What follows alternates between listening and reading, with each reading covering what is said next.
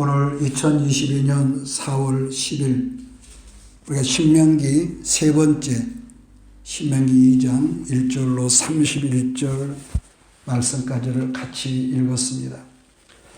신명기 2장에서 우리가 같이 읽었는데 가데스 바네아에서 하나님이 지금까지 걸어왔던 길을 돌아서서 유턴하여 광야로 들어가라고 말씀하셨는데 이것은 불순종의 대가인 거죠. 1절 말씀 보면은 우리가 방향을 돌려 여호와께서 내게 명령하신 대로 홍해길로 광야에 들어가서 여러 날 동안 세일산을 두루 다녔더니라고 했는데 여기서 여러 날이라고 했는데 이것은 무려 38년이라는 세월을 광야에서 빙빙빙 왔던 길을 반복적으로 돌아다녔다는 그런 해석입니다.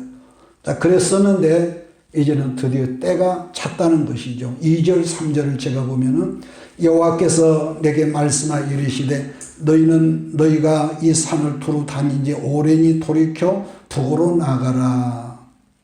여러분 오늘 말씀의 핵심이라고 하는 것은 우리들 인생을 살다 보면은 이럴 때가 있죠. 나는 빨리 가고 싶은데 전진이 되지 않고 계속 정체 상태로만 머물러 있을 그런 때가 있거든요. 자, 그런 때는 정말 답답해서 아이들 말처럼 팔딱 뛰고 미칠 지경이지만 그럼에도 불구하고 하나님은 말씀하기를 그 답답함을 풀 수 있는 힘이 뭘까?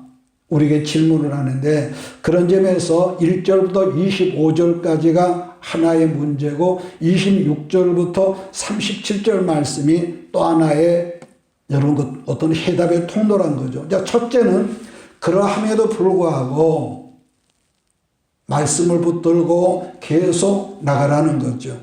하나님께서 왔던 길로 유턴하게 하시 그것도 무려 38년 동안이나 광야를 이렇게 빙빙 방황하게 하셨는데 그랬었는데 이제는 때가 되었다는 것이죠. 자, 그렇다면은 본문에서 때가 되었다는 이 메시지가 뭐냐고 한다면은 이제는 뭐죠? 광야에서 죽어야 할 모든 사람들이 다 죽어버렸다는 것이고 이게 그냥 본문 말씀인데 특히 2장 14절로 15절 말씀이 핵심이거든요. 2장 같이 한번 읽을까요? 14절 15절 가데스 바네아에서 떠나 세렛 시내를 건너기까지 38년 동안이라 이때에는 그 시대 모든 군인들이 여호와께서 그들에게 맹세하신 대로 진영 중에서 다 멸망하였나니 여호와께서 손으로 그들을 치사 진영 중에서 멸하신 거로 마침내에는 다 멸망되었느니라. 여러분 지금 읽은 말씀에서 왜 38년을 광야를 방황하고 헤매도록 했는지를 여기서 우리가 알게 한다는 것인데 하나님 앞에 그 엄청난 하늘에서 날마다 만나를 해서 먹었고 메추라기를 먹었고 그런 기적 속에 있었던 백성들이지만은 작은 일에도 원망하고 불평하는 그 백성들을 그 모든 부정적인 세력들을 죽기까지 38년을 하나님께서 기다렸다는 그런 말씀이죠. 그러면 이렇게 말씀한 저 역시도 하나님 일을 한다고 하지만은 가급적이면 인간적인 내 소원은 좀 이렇게 좀 머물러 있지 않고 빨리빨리 이루어지는 간절한 소원들이 기도 속에 있을 거 아니겠습니까? 여러분 그런데요. 우리 하나님께서 일하시는 걸 보면은 구약에서는 불순종한 사람들이 다 죽어 없어지는 것을 오늘 본문에 보면 기다렸다고 그러는데 신약에서는 그럼 누가 죽기를 기다리시느라고 우리를 정치하겠느냐? 우리의 다듬어지지 않은 우리 조상으로 우리 육신의 부모로부터 물려받은 다듬어지지 않은 옛사람이 꺾어지고 죽어지기를 하나님께서 기다리신다는 거죠. 구약에서는 육신의 사람이 죽어야 하고 신약은 우리의 속사람 고집, 혈기, 아집 이런 여러 가지 욕심이 죽어지. 그렇다면은 여기서도 그럼 왜 그럼 한꺼번에 빨리 죽이시지? 왜 굳이 38년을 그렇게 하나님이 기다리면서 그렇게 힘들게 하셨을까? 이렇게 질문하지 않겠습니까? 그런데요. 만약 그렇게 하셨다면은 하나님께서 필요로 하신 이 세들이 태어날 통로가 없어지잖아요. 여러분 그러잖아요. 그래서 우리가 이 성경을 볼 때는 이 앞뒤 문맥을 우리가 살펴보고 왜 이 캐션을 붙이면서 성경을 봐야 할 이유가 있는. 그래서 애굽 땅에서 출발했던 1세대 60만 명은 광야에서 전부 다 방황하고 배회하는 가운데에서 죽었고, 그 38년 광야 그 방황하는 가운데에서도 광야에서 출생한 누굽니까? 2세대가 있죠. 우리 아이들. 그들이 약속하신 60만 명이 되어질 때까지를 하나님이 기다리셨다는 거죠. 기다리시면서 제사가 예배가 있고 말씀 공급이 있고. 자, 그런 점은요, 말세를 사는 우리도 똑같다 가는 것은 하나님의 사람으로 모든 누더기를 벗어버리고 나가야만 할 때가 꼭 있거든요. 말씀을 또 그렇게 하고 나 스스로 그런 어떤 갈망이 있습니다. 자, 그런데 지난 세월들을 돌이켜보면은 그래야 하는데도 우리는 그러지 못했어요. 말씀을 주심에도 불구하고 그래야겠는데 하면서도 여전히 옛날 살아온 습관대로 또 그렇게 하고 또 그렇게 하고요.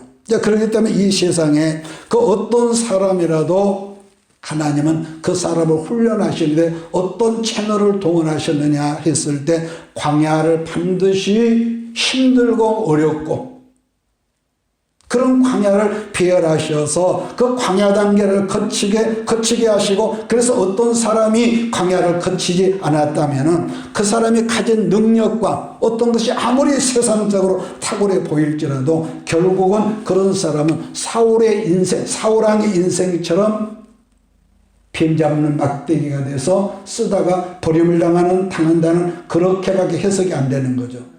그러니까 반복하지만은 여러분과 나는 기왕에 약속한 땅, 저 가나안 축복의 땅을 빨리 가고 싶지만은 주 앞에서 벗어버리고 하나님 앞에서 죽어버려야 할 죄악이나 욕심, 내 어떤 못된 성품, 이런 것들이 완전히 벗어버릴 때까지 하나님이 내가 기다린 것이 아니라 하나님이 기다리셨다는 거예요. 여러분, 그래서 하나님께서 그 사람에게, 어떤 사람에게, 아니 여러분과 내게 광야를 배열해 주셨다는 것은 그것을 해결하라고 긴 광야를 주셨다는 것을 깨달으라는 말씀이 돼. 본문 여러분 상황은요, 옛사람들이 다 죽고 나니까 비로소 뭐죠? 광야의 끝이 왔고 때가 돼서 문이 열렸다는 것인데, 그걸 다르게 표현한다면은 이렇게 온다면 표현할까요?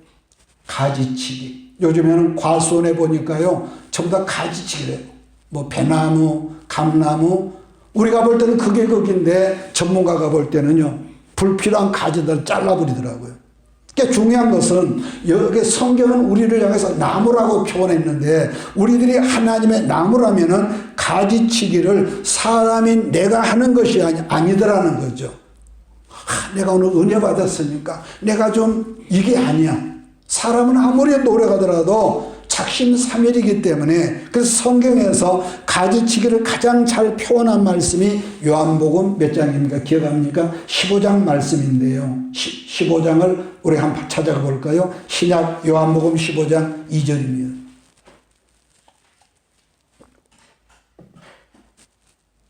요한복음 15장 2절.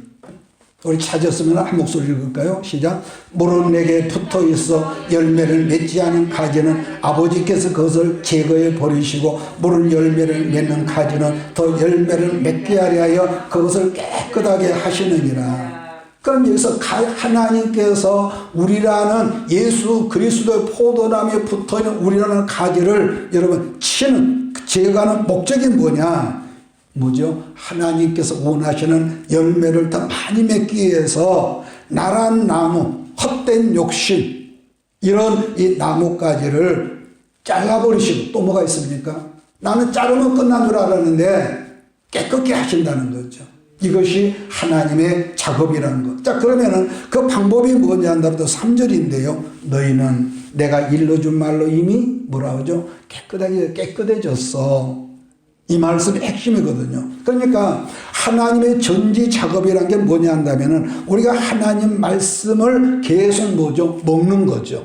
먹는 행위. 먹는 행위는 뭐겠습니까? 우리는 예배죠.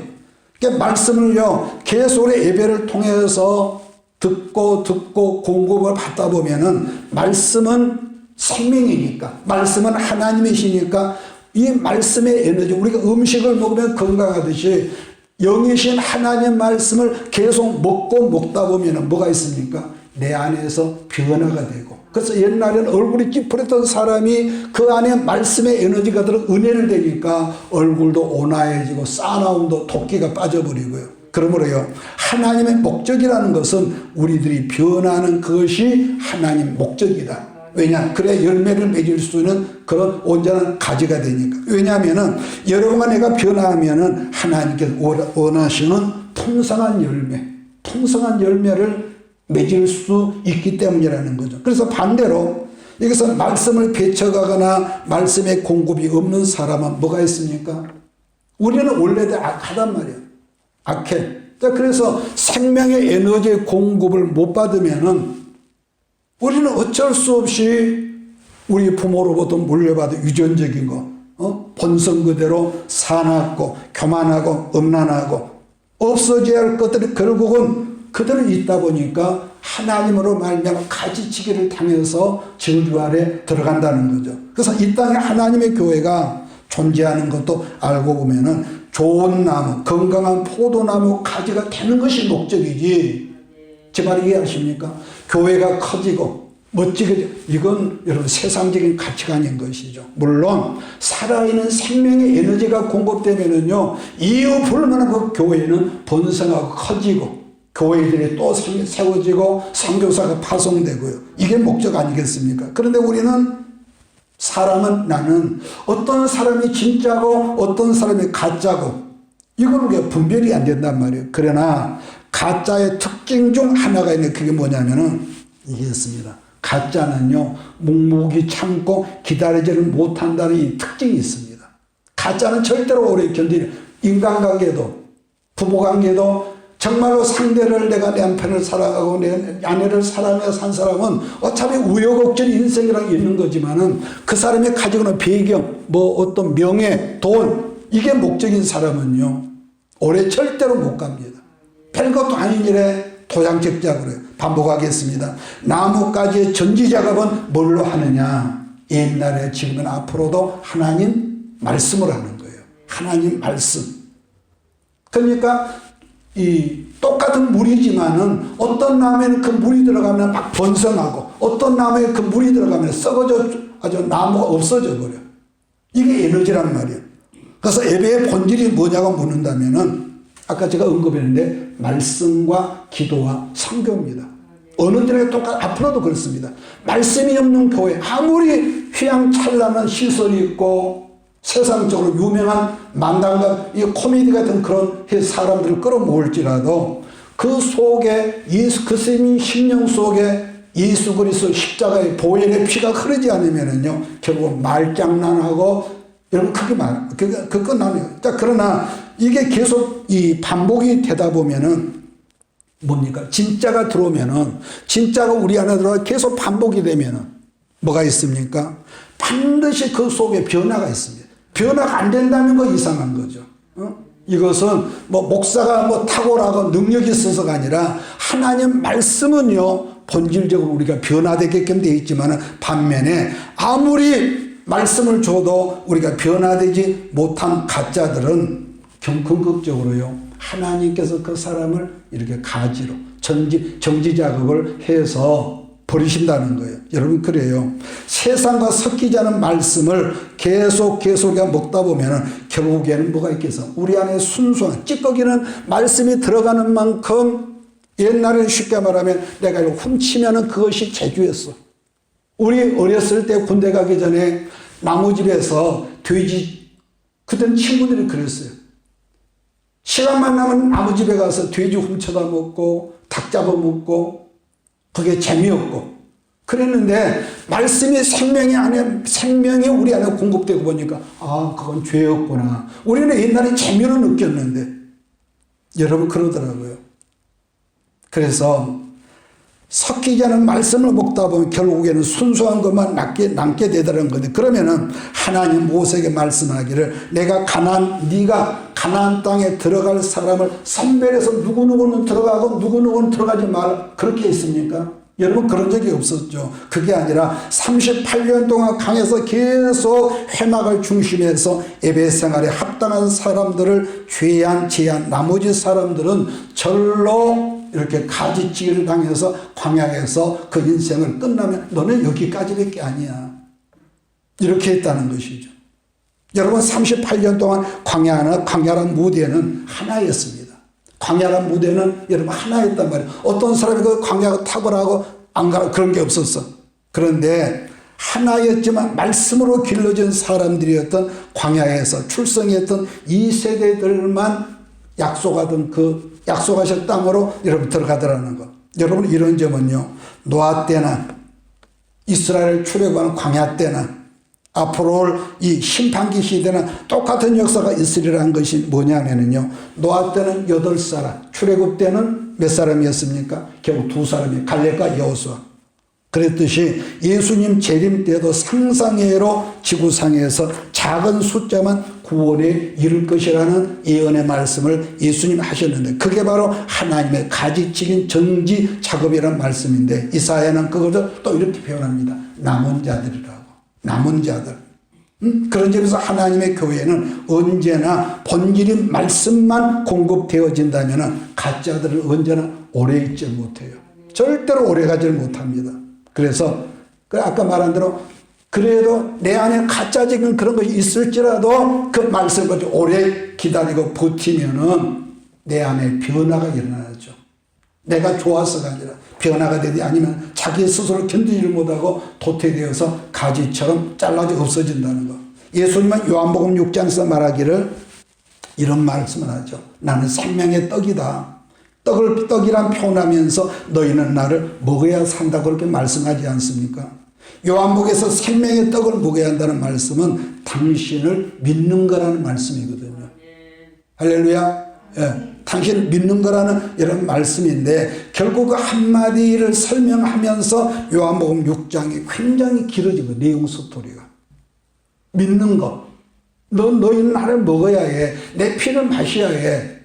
결국 그게 믿는 건데 그랬을 때 사람들은 이 말은 정말로 어렵도다. 우리들이 어찌 사람의 살을 먹고 사람의 피를 마시겠냐면서 예수를 떠나갔다고 그랬거든요. 그랬을 때 예수님은 주변에 남아있던 그 지지했던 제자들이나 그런 사람들 향해서 말하기를 너희도 나를 떠나겠니? 그랬을 때 요한복음 6장 68절에서 시몬 베드로가 대답하여 주여 영생의 말씀이 있사오니 그 다음에 기억합니까? 우리가 누구에로 가오리까 그랬더요.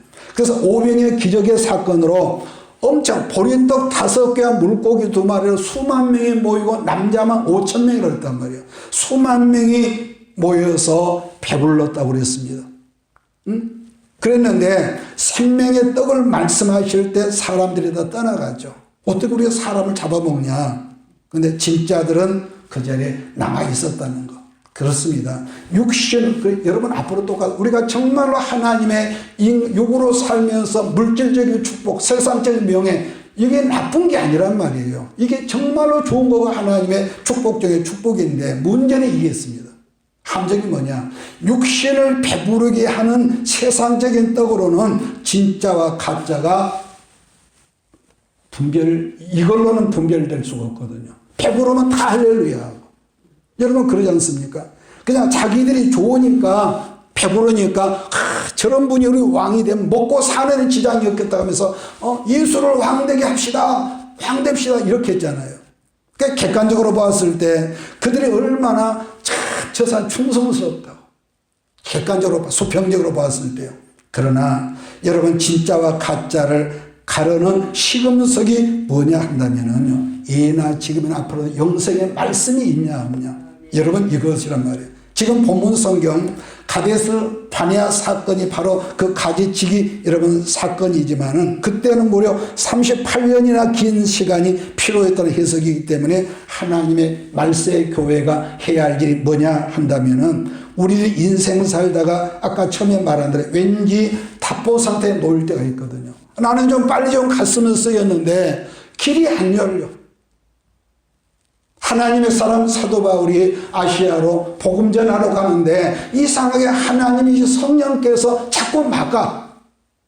여러분 그런 게 있었단 말이에요. 결국에 그것이 동쪽이 한 서쪽으로 빌립보로 로마로 유럽으로 흘러들어갈 물줄기가 되는데요. 그랬을 때에 우리는 그러죠.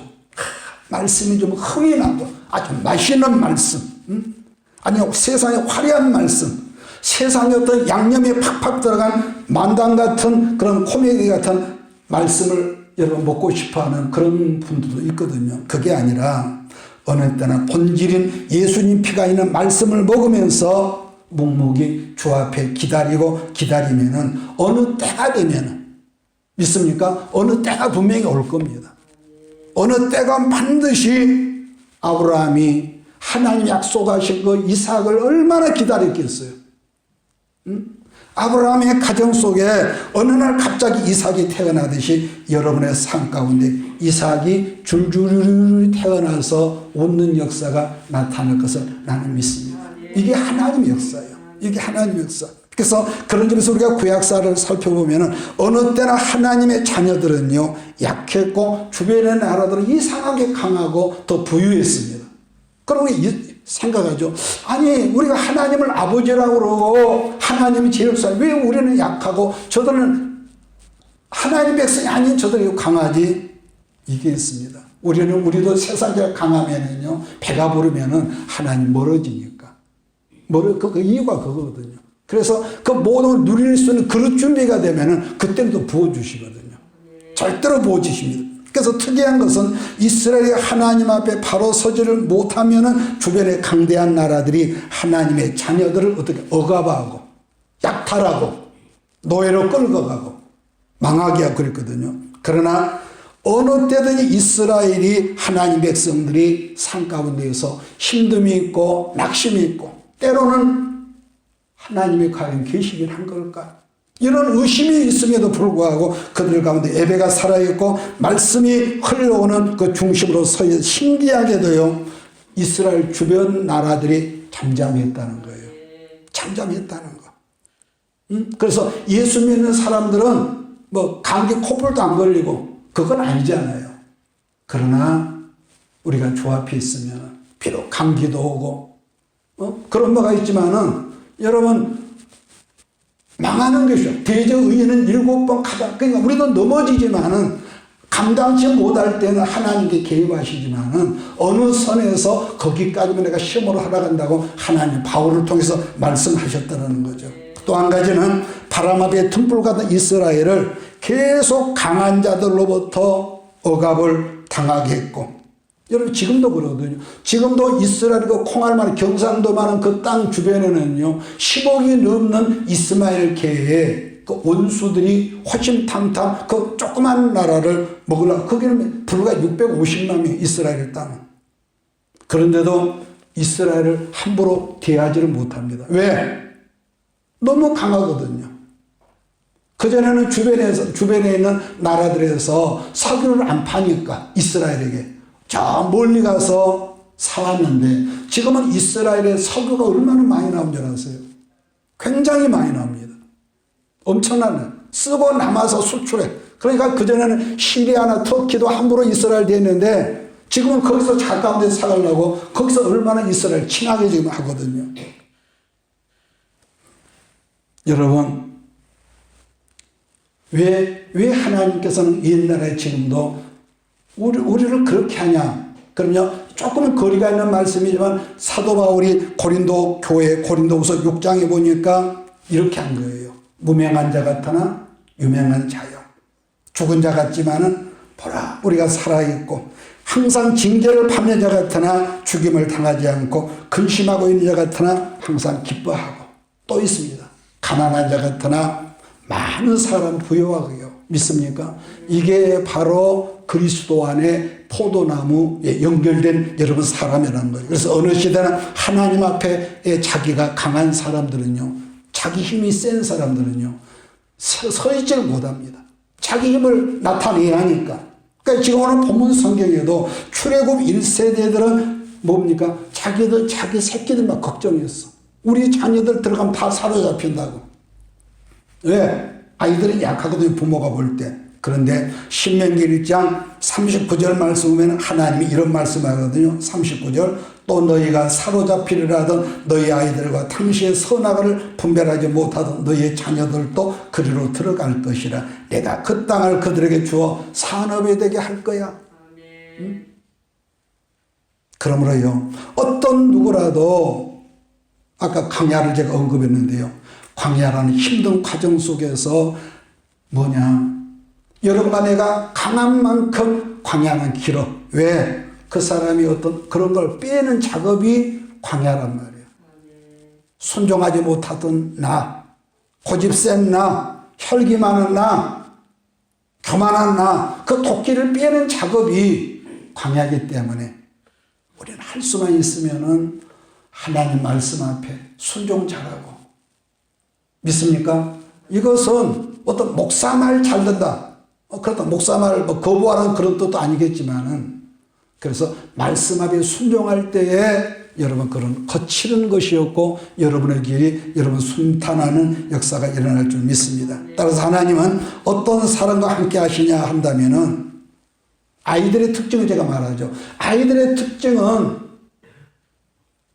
남들이 볼 때 우리 엄마 아빠 무식해 뭐 여러 가지 흉도 보지만은 아이들의 특징은 이유 불문하고 저 엄마 저 아빠가 없으면 쩔쩔매잖아요. 그러잖아요. 왜?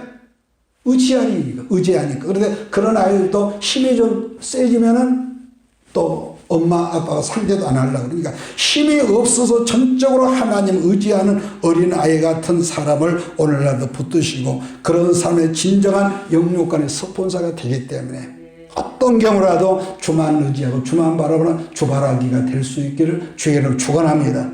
지금도 그래서 누구라도요, 육신의 떡을 배부르게 먹은 사람이나 육신의 떡이 많은 사람은요, 특징이 있어요. 공통적. 종교심은 있을지라도요, 하나님을 간절한 마음으로 붙들지 않는다는 이게 있습니다, 우리에게는. 그러면 그 사람이 나빠서 그게 아니라 인간은 원래 그런다니까. 그래서 하나님께서 자기를 이 사람은 이 그릇을 쓸고 쓰고자 하는 사람은 세상 것을 털어버리셔. 그러나 늘 제가 말하죠. 그리스도 안에서는 가난한 자가 되라. 가난한 자가 뭐라고? 그러면 이렇게 말해 또 그럼 예수 믿으면서 쫄딱 망해야 하느냐? 그건 아니죠. 그러니까 그리스도 안에 있는 사람은 아무리 많은 것을 갖고 아무리 탁월한 지식을 갖고 있어도 결국 그것은 나는 청직이요 주의 것을 나는 잠시 나그네 길 속에서 나는 담당이 청직입니다. 이런 것을 가르치기 위해서 그 사람에게 광야를 그 어떤 사람은 건강으로, 어떤 사람은 가정 문제로, 어떤 사람은 물질로, 자녀 문제로 이렇게 하시기 때문에 그래서 어떤 경우라도 내가 붙잡던 것을 주님 맡겨드립니다 하고 고백할 수 있는 여러분들에게 예수를 부탁을 합니다. 여러분 그러므로 우리들이요 똑같은 한 분이신 예수를 섬길지라도 오직 예수로 배고픈 사람, 예수가 목마른 사람만이 결과적으로는 하나님 붙든다는 그런 여러분 논리가 맞지 않겠습니까? 같은 교회 안에서도 보면은 사람들 앞에 자기를 걸러줘하고 그렇게 시키고 강한 자로 이렇게 살려가는 사람이 있고 스스로 말씀에 순종하고자 하는 그런 약한 부류들이 있는데 여러분 세상적 신앙관이라는 것은 언제나 내가 사람들의 힘이 얼마나 있느냐 없느냐로 이걸 분별하죠. 그러나 그보다 더 중요한 것은 잠잠히 하나님 앞에 머물러 있느냐 없느냐. 이게 이런 포인트인 거죠. 요즘은 우리 목회자들도 얼마나 많습니까? 얼마나 많아. 그런데 말입니다. 자기가 어떤 사람이란 것을 자랑하면서도 하나님 앞에 잠잠히 머물러 있지 못하더라는 거예요. 여러분 누구라도 하나님 앞에 머물러 있지 못하면은 목회자라는 타이틀을 가지고 있어도 말씀 순종이 나부터 안 되는 거예요. 안 돼요. 구약의 대표적인 사람으로 머물러 있지 못한 사람은 누구겠습니까? 유명한 사울왕이 있죠. 대표적으로. 그래 지난 시간에 말했자면 그 사울은 처음에 하나님으로부터 부르심을 받은 시작부터 끝까지 설치기만 했지 묵묵히 기다리지를 못하다가 끝내는 하나님의 제사장직까지 업수여기다가 하나님께서 결국에는 가지치기를 당하고 너는 여기까지밖에 아니야. 이러면서 그를 꺾어버리더라는 거죠. 그러므로 그렇기 때문에 진짜 신앙이란 것은 힘들고 어려움이 있을지라도 하나님 앞에 잠잠히 머물러 있는 신앙이 참된 가지인 것을 여러분 아멘으로 이 말씀이 해석되기를 주의로 축복합니다. 따라서 어떤 교회라도 하나님 앞에 머무름이 많은 성도들은 그런 교회가 있거든요. 그 교회 숫자가 많냐 적냐가 아니라 그러니까 머물러 하나님 앞에 어떤 일이 있어도 머무름이 많은 성도들은요, 그런 교회는요 진짜 그 능력 있는 교회인데, 왜냐하면은 하나님 앞에 머무름이 많은 교회는요 영향력이 많고 가정 문제, 교회 문제, 또 그런 교회와 연합이 된 교회는 저절로 그 에너지를 얻어먹고 그러더라고요. 여러분 이 풀려. 그래서 본문 성경에 38년 동안 머물렀더니 중요한 게 있습니다. 여러분도 나도 우리는 머무를 때가 많단 말이에요. 기다려야 하고. 그런데 그럼에도 불구하고 거기서도 희한한 것이 나오는데요. 자, 여기 서 있는 박 목사가 나를 볼 때는요, 변화된 것이 내가 뭘 변했지? 옛날에는 하나 장꼬라지 많고, 내가 변화된 것이 없는 것 같은데, 오늘 신명기 2장 4절 말씀에 이런 말씀이 있거든요. 무슨 말씀이냐면은, 또 25절 또 보면은, 우리가 25절 같이 한번 읽을까요? 25절. 시작. 오늘부터 내가 천하 만민이 너를 무서워하며 너를 두려워하게 하니 그들이 명성을 듣고 떨며 너로 말미암아 근심하게 하리라 하셨느니라. 여러분, 지금도 능력은요, 세상 사람들이 예수 아닌 사람도 훨씬 더 약합니까? 강합니까? 더 강하지요. 그런데 말입니다. 하나님 앞에 오래 머무름 있는 사람은 뭐가 있냐? 뭔가 모르는 게 분명한 어떤 뭐가 있단 말이에요. 그러게 힘이 강한 세상 사람들이 그들을 보면은 뭔가는 모르겠는데 저 사람을 함부로 할 수 없고, 그래서 왠지 그 사람을 두려워하는 거예요. 여러분, 그런 경우가 분명히 있습니다. 하나님 앞에 오래 머물러 있는 사람들은 뭔가 있어. 뭔가 두려워해.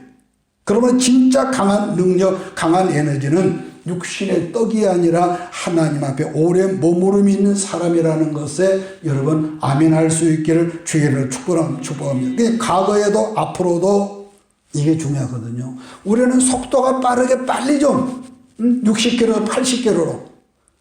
그런데요, 이게 있습니다. 속도가 느려서 망한 사람은 없습니다, 솔직히. 좀 징벌은 받을지라도. 그러나 방향이 틀리면은 아무리 능력이 있어도요, 그 사람은 광야에서 끝내는 망하고 말다라는 것이죠. 방향. 여러분, 하나님 앞에 머물러 있으면은 우선은 누구라도 뭐가 있습니까? 말씀을 통해서 조명이 되니까 내 안에 더러운 것, 가증한 것이 말씀으로 분별이 되잖아요. 그러니까 누구라도 그렇게 깨끗해지고 또 말씀을 통해서 나 스스로 정지 작업이 되고 또 명확한 방향을 알아주기 때문에 하나님 앞에 서 있는 거예요. 뿐만 아니라 하나님께서 그 사람이 주신 뭔가의 능력이 여러분 있으며, 아까 그랬잖아요. 세상이 그 사람이 가면은, 여러분 우리가 구약 성경에 아브라함의 아들 누굽니까? 이삭은 별것도 아니야. 별것도 아니야. 그래서 처음에는 이삭을 해코지 하고 우물을 파면 뺏고 쫓겨나고 양복을 했는데, 나중에 그 블레셋 왕과 비골 장군이 찾아와서 뭐라고 합니까? 하나님이 너와 함께 하시면 우리가 봤어. 우리가 좋게 지내자. 그래서 화목제를 지내고요. 그러니까 하나님이 함께 하시는 사람은요, 뭔가 모르게 두려워해서 그들이 와서 이렇게 납작 엎드린다는 거 아니겠습니까? 그런 점에서 오늘 여러분들 중에서도 왠지 전진이 안 돼서 나는 왜 이렇게 답보 상태? 나는 왜 풀리지 않을까? 누구는 잘 풀린다는데 나는 안 돼. 그렇다면 그럼에도 한눈 팔지 말고 이것만 하십시다. 하나님 앞에 본질인 예배를 붙들고 몸무름만 분명하게 있으면은, 아까 그랬죠. 어느 순간에 기다리는 아브라함의 가정 속에 누가 나요? 이삭이 나왔던 것 같이 하나님께서 여러분 인생의 길이 되셔서 어느 순간에 때가 되면은 승승장구, 빵빠레를 울리는 그런 역사가 나타나게 하시면 나는 믿습니다. 자, 그 다음 두 번째 마지막으로 26절 말씀부터인데요. 하나님은 당신의 백성들에게 뭐라고 합니까? 싸우지 마라. 싸우지 마라. 싸우지 마라. 할 수만 있으면 로마서에서도 다른 사람과 뭐라고 하죠? 화평해라. 평화해라. 그랬거든요. 자, 그런데도 이 말씀과 달리 나는 별거 그것도 그러는 거 전혀 아니는데 끝까지 우리와 싸우려는 하나님의 사람들과 싸우려는 사람들인데 그런데 여기서 해답이 뭐냐면 그랬냐? 그러면 그들은 하나님께서 너에게 선물로 주신 기업인 줄 알라. 이걸 우리가 보거든요. 여러분 이스라엘이 그동안 하나님 앞에 오랜 기간 머물지 않았습니까? 오늘 본문에 보니까 하나님께서 먼저 너는 그들을 지나려 싸우지 마. 분명히 말씀하셨고 싸우지 않고 선의를 베풀고 그랬는데도 오늘 보면 길길이 뛰면서 끝까지 싸우려는 경우가 있었다면 해석을 달리하라는 말씀인데 저들은 우리의 대적들이 아니라 뭐라는 거예요? 하나님께서 우리에게 붙여주신 선물로 생각을 해라. 선물로. 26절로 28절 보면요. 헤스본 왕 시온에 관한 말씀이 나오는데 이스라엘은 뭐라고 하죠? 아주 정중하게 돈을 주고 물도 사 먹고 양식도 사 먹는다면서 어떻게 보면 비굴할 정도로 하나님의 백성들이 비굴할 정도로 정중하게 양해를 구했단 말이에요. 다시 말하면 예수 믿는 사람들은 두려움 없이 맹렬하게 이 세상 사람과 부딪히란 말이 아니라 사실은 우리가 뭐든지 예수를 믿기 때문에 더 조심해야 하고 때로는 손해도 봐야 할 때가 있고 속상하지만은 그런데 여러분 본문 성경을 보면은 아까도 언급했지만은 모든 친절과 예의를 다했음에도 불구하고 이 사람들이 이스라엘을 공격적인 태도를 보였다는 말씀인데 그 상황을 해석한 말씀이 30절 말씀인데요. 31절로 2절 말씀을 보면서 오늘 시간을 정리해 나가겠습니다. 31절 시작. 헤스본 왕 31절. 예. 31절 시작. 그때 여호와께서 내게 이르시되 내가 이제 시온과 그의 땅을 내게 넘기리니 너는 이제부터 그의 땅을 차지하여 기업으로 삼으리라 하시더니 시온이 그의 모든 백성을 건드리고 나와서 우리를 대적하여 야스에서 싸울 때에 하나님께서 그를 우리에게 넘기시네 그랬습니다. 왜 헤스본이 그 성품을 그들 마음을 완강하게 했다는 거냐? 이스라엘에게 그 땅을 주시려고요. 그래서 예나 지금이나 하나님 앞에서 망하려고 작정한 사람은 본문 말씀처럼 마음과 성품이 완고하고 완강했다. 바로가 망한 것처럼. 그러므로요, 할 수만 있다면은 조급하지 말고 하나님 말씀 앞에 머물러 있으면은 분명히 태산 같은 문제일 것 같아도 하나님이 개입하시면은 그 문제가 아니라 축복의 역사가 된다는 것이죠. 그렇게 말씀 앞에 머물러 있는 사람에게는 모든 환경의 문제들의 뭐죠? 해석이 달라진다는 거. 이해하십니까? 같은 문제, 힘든 문제였는데 말씀 앞에 기다리고 있으면은 해석이 달라진다는 것인데 그러니까 다시 말하면 저들은 우리의 대적이 아니라 하나님의 선물이며 하나님의 축복이다. 이렇게 변한다는 것. 또 한 가지는 31절에서 말씀한 같이 우리 예수 믿는 사람들은 사람 앞에 줄을 서거나 정세나 상황을 파가는 것이 아니라 내 인생의 주인이신 하나님 말씀 앞에 머물러 있으라는 말씀인데 그건 뭐죠? 길이 열릴 거야. 길이 열릴 거야. 그러나 주의할 점은 막혔던 길이 조금 열려지면은 어느 순간에 뭐가 있어? 우리는 본질적으로요. 그렇게 힘들고 그런 분들 우리 주변에 많이 봐요. 그렇게 어렵고 어려웠던 사람이 어느 순간에 길이 열리고 축복의 물꼬가 열리면은요. 그 옛날에 보지 못했던 그 사람 안에 어떤 독특한 것이 나타나죠. 특히 감추어졌던 욕심이 나온다든지 또 한 가지는 그 축복이 열리기 전까지는 예배 자리에 그렇게 지극정성으로 기도의 자리에 있었던 사람이 어느 순간부터 예배 자리, 기도의 자리에 멀어지며 말씀 순종하는 것에 대해서 핑계가 생기고 바쁘다면 이렇다라는 거죠. 그런데 그런 걸 곁에서 유심히 바라보는 영적인 눈이 열린 사람이 말하기를 아니 아무개 집사가 왜 갑자기 저런 사람이 되지? 여러분 그러더라는 거죠. 여러분 그런 류의 사람들 보면은 조금만 성공해도 특징이 있습니다. 예배의 자리에서 멀어지고, 조금만 실패하고 어려운 고난이 오면은 말씀을 듣지 않고 자기 어떤 내면의 고집이 나온다는 거죠. 왜? 이건 모든 사람 똑같습니다. 여러분들하고도 똑같아요. 자, 그런 사람을 볼 때에 하나님 얼마나 안타깝겠냔 말이에요. 여러분 잊지 말아야 하는 것은 우리는 이 세상 끝나는 순간까지 말씀을 듣고 말씀을 붙잡는 싸움을 해야 한다는 거예요. 왜 그러느냐? 말씀은 곧 하나님이시거든요. 말씀은 하나님이시죠. 그러므로 실패의 자리, 성공의 자리에 있어도 여러분 명심하십시오. 내 마음을 완고하게 하지 말고 말씀을 가까이 하고 기도를 가까이 하면 반드시 하나님께서 여러분 나를 큰 그릇으로 여러분 옮겨주시고요. 이 말씀에 아멘할 수 있기를 바랍니다. 한 예를 들어서 감기나 이번처럼 한 2, 3년 동안 이 코로나 독감에 걸린 사람의 특징은요. 말대로 우선 입맛이 없어서 밥을 못 먹는데 옛날 그렇게 좋아했던 음식을 꺼려 한다는 거죠. 그래서 제가 늘 했던 말이지만은 사람이든지 짐승이든지 일단 식욕이라는 욕구가 없어서 음식을 먹지 않으면은 회복되기도 어려워질 뿐더러 그렇기 때문에 자꾸 곁에서 먹이도록 우리 전라도 방언으로 뭐라고 하지 그걸 보고 옛날 어른들 할머니가 쏘신 부린다고 하지. 먹여주라고. 그러면은 일단 어떻게 먹으면은 먹게 하면 회복이 빠르다는 거. 마찬가지로 이스라엘 승리는 훈련이나 탁월한 어떤 지도자 때문에 있는 것이 아니라 하나님께 세우신 지도자를 통해서 주시는 말씀에 그들이 순종할 때에 역사가 일어났다는 것. 주의해야 할 것은 지도자로 세워진 사람은 재능과 식견이 내가 아무리 탁월할지라도 생수이신 예수를 나로 하여금 흘러가게 통로일 뿐이지. 이해하십니까?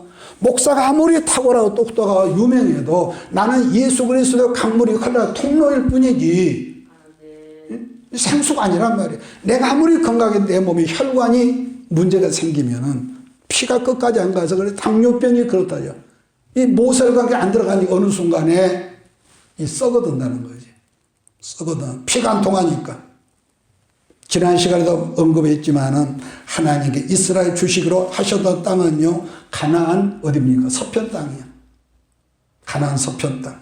그랬는데 신명기 3장에 이제 또 나오겠지만은 요단강 동편 지역의 바산 왕 누굽니까? 오가고 헤스본 왕 시온이라는 이 두 왕의 땅을 이스라엘에게 넘겨주셨는데 이들 두 왕의 땅을 성경은 뭐라고 그러느냐? 요단 동편 땅. 기억하시면 나중에 질문하겠습니다. 요단 동편 땅이라고 했는데 굉장히 기름지고 비옥한 땅이었던지 이스라엘의 장자인 누굽니까? 로벤과 므낫세와 시므온과 세 번째 므낫세 반지파가 거기에 머물게 되는데 그런데 알고 보면은요 그건 약속이 아니거든요. 그건 뭐냐? 보너스 개념입니다. 보너스 개념. 그러므로 하나님은 역사하실 때 먼저 우리에게 믿음을 주시고 약속을 주고 믿음을 키우기 위해서 작은 승리를 주실 거예요. 이건 여러분도 마찬가지고 내게도 마찬가지입니다. 분명히 어느 관점에 들어가면은 작은 승리를 주시기 시작해. 그동안 이 얼버풀어가고 수도꼭지가 이리도 안 녹고 이 물이 안 터졌는데 어느 순간 물이 조금씩 터질 때가 있다니까요. 아멘. 있어요. 그러므로요 하나님 역사하실 때에 먼저 우리에게 믿음을 주시고 믿음을 키우기 위해서 작은 승리를 주신다는 점을 여러분 절대로 잊지 마십시오.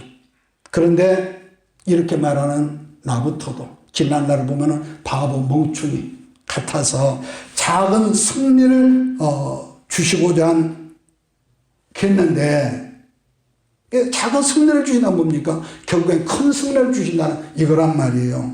그런데 언제나 작은 선물, 작은 승리를 주신 하나님의 목적이라는 것은 우리의 믿음을 크게, 다시 말해 큰 그릇으로 만들어서 더 많이, 더 겁나게 채우게 하는 게 하나님의 목적이거든요. 영혼 구원의 목적. 그런 점에서 요단 동편 땅을 주신 하나님의 의도로 가는 것은 그 땅에 너희가 머물러라 그 절대로 아니었습니다. 절대로 아니었어. 알기 쉽게 말하면은 말씀을 듣고 순종하니까 그 땅을 그냥 이 보너스로 준 것이니까 가나안 땅도 너희가 그런 식으로 정복하는 사인인데 두 지파반은 그것을 그대로 꼴깍 삼켰단 말이에요. 여러분 지금도 있는지 모르지만은 옛날에는 우리가 화장품 가게에서 조그만 노션 하나를 사도 반드시 뭘 줬습니까? 샘플을 줬습니다. 요즘도 주는가 모르겠는데 뿐만 아니라 요즘은요 마트나 백화점 이 코너를 식품 코너를 가다 보면은 점원이 자기 물건을 팔기 위해서 막 맛있는 것을 이렇게 잘라서 주면서 좀 먹고 가라고 그런 데가 있거든요. 그런데요 가끔 그런 샘플과 맛보기만으로 만족하는 사람들이 있습니다. 그것만 먹고 안 산대. 뭘 말하느냐, 그걸 만족하는 사람은 그런 사람이 바로 요단 동편 쪽을 머물기를 원하는 사람과 똑같은 심리라는 거죠. 어린 다윗이 사울왕 앞에서 한다는 말을 보면은 사자와 곰의 팔톱에 나를 건지신 것처럼 저 골리앗에게서도 하나님께서 나를 건져주실 날 믿습니다. 어린 꼬마가 고백했던 말 아닙니까? 그러기에 사자와 곰의 팔톱의 승리라는 것은 알고 보면은 그 모든 게 다윗에게 뭐였습니까? 지금 말한 대로 샘플이었어. 그런 마음으로 네가 본 게임에 임하라는 거. 우리 하나님은요 욕심이 겁나게 많고 하나님 욕심이 많습니다. 우리가 생각하는 거요 비교당 욕심이 많아.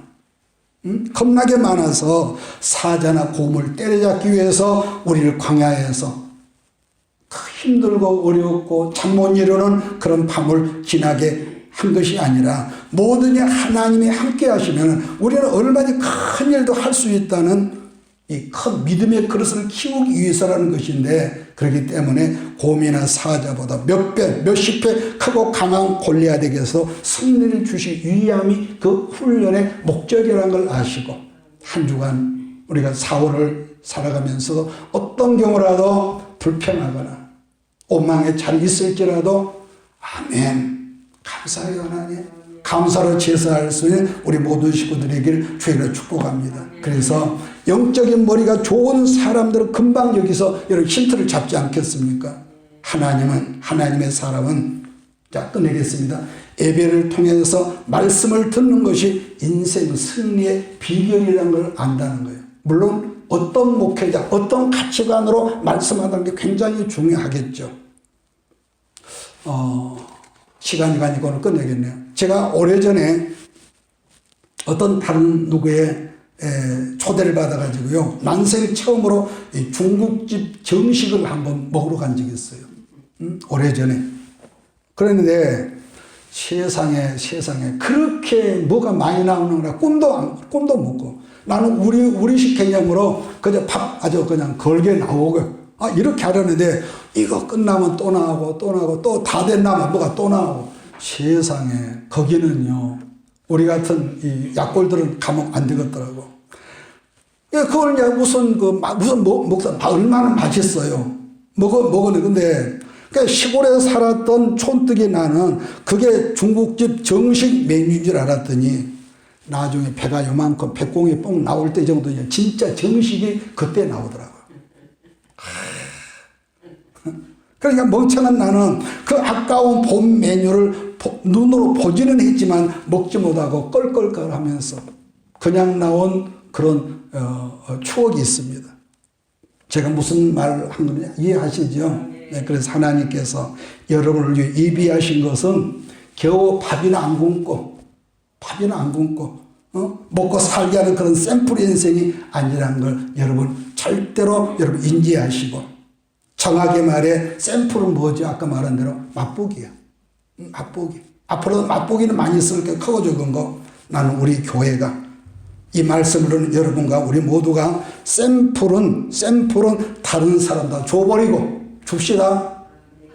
우리 줘버리자고요. 샘플은 우리가 줘버리고 하나님께 본래 주시기로 예비한 요단 서편 땅, 그걸 잡으려 쉬지 않고 믿음으로 전진하는 우리가 되어서, 그래서 우리가 어느 순간에 끝나는 날에 가서도 그래 내가 열심히 살았어, 지나가는 세월을 돌아볼 때 실수도 있고 넘어짐도 있었지만 정말 나는 목적을 향해서 표 때문에 끝까지 난 잘 싸웠어. 그러면서 주 앞에 부끄럼 없는 그런 아름다운 인생이 여러분과 우리 교회에 나타나기를 예수 이름으로 축복합니다. 기도하겠습니다. 이것이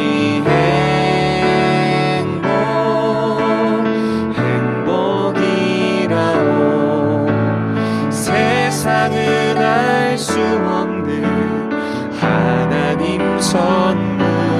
이것이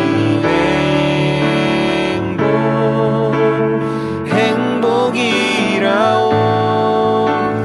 하나님의 자녀로 살아가는 것, 이것이 행복이라오.